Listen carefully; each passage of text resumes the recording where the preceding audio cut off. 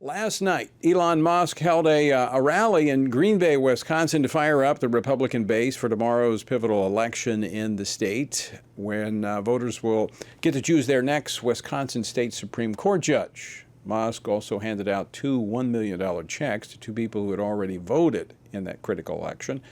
It's kind of hard to compete with that. Along with Wisconsin's Supreme Court race, all eyes are also glued to two special elections in Florida. Now, these are Republican seats. It's replacing National Security Advisor Mike Waltz and former Congressman Matt Gaetz, who President Trump originally nominated to be Attorney General, but he had to step aside. So what's the polling show in those races going into those elections tomorrow? And quite frankly, why does it matter? Well, it matters a whole lot. But here to talk more about that, FRC Action Director Matt Carpenter. Matt, welcome back to Washington Watch. Thanks for joining us. Thanks for having me, Tony. Okay, let's start with the two special elections in Florida, and as we explain who the candidates are, what the polling numbers show, remind our viewers and listeners of the margins that House Speaker Mike Johnson has to work with at the moment. Tony, the word tight almost feels like an understatement. In a 435-member representative body, it takes 218 for a majority. That's the exact number in the House Republican Conference.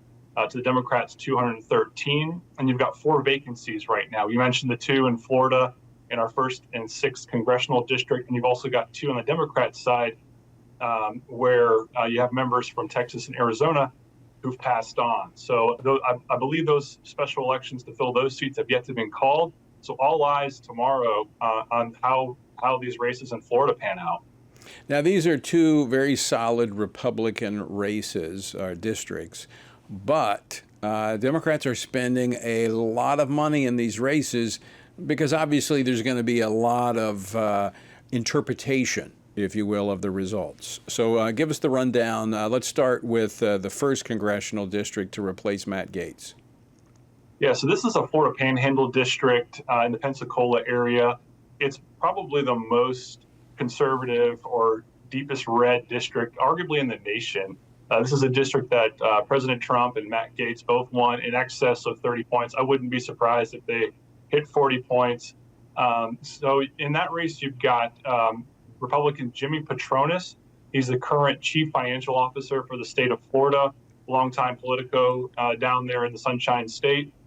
And then you've also got Gay Valamont, who's a longtime Democrat candidate there.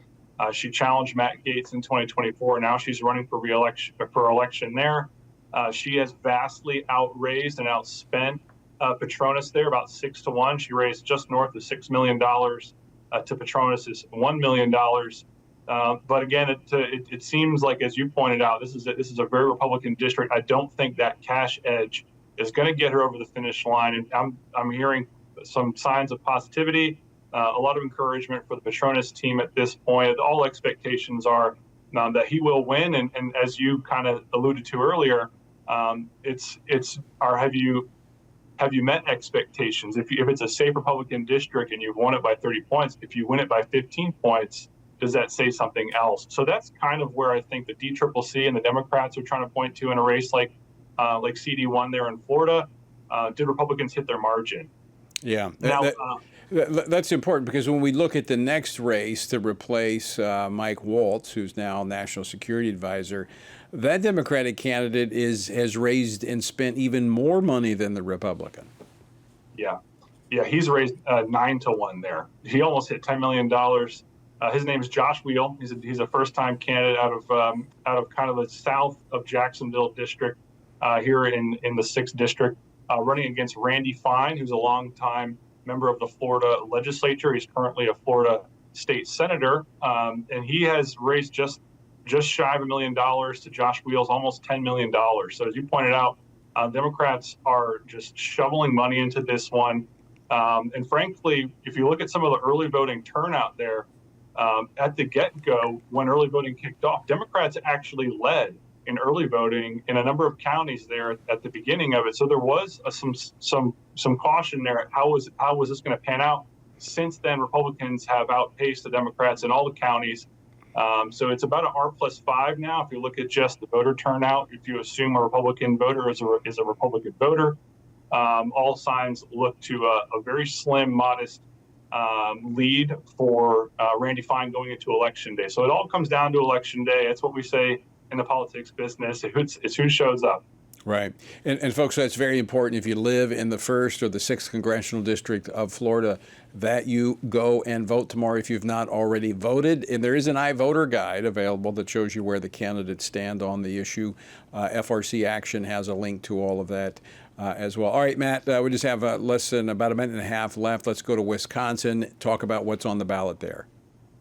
Yeah, so this is a statewide election. If you live anywhere in Wisconsin, you can vote there. You've got a Republican, it's a nonpartisan race, but you can kind of infer where a candidate is. I guess we'll say conservative Brad Schimmel versus liberal Susan Crawford. Susan Crawford has been involved in the abortion activism there in Wisconsin for a while. And that's central, frankly, to this election. You've got Planned Parenthood and NARAL pro-choice shoveling money into Crawford's election there.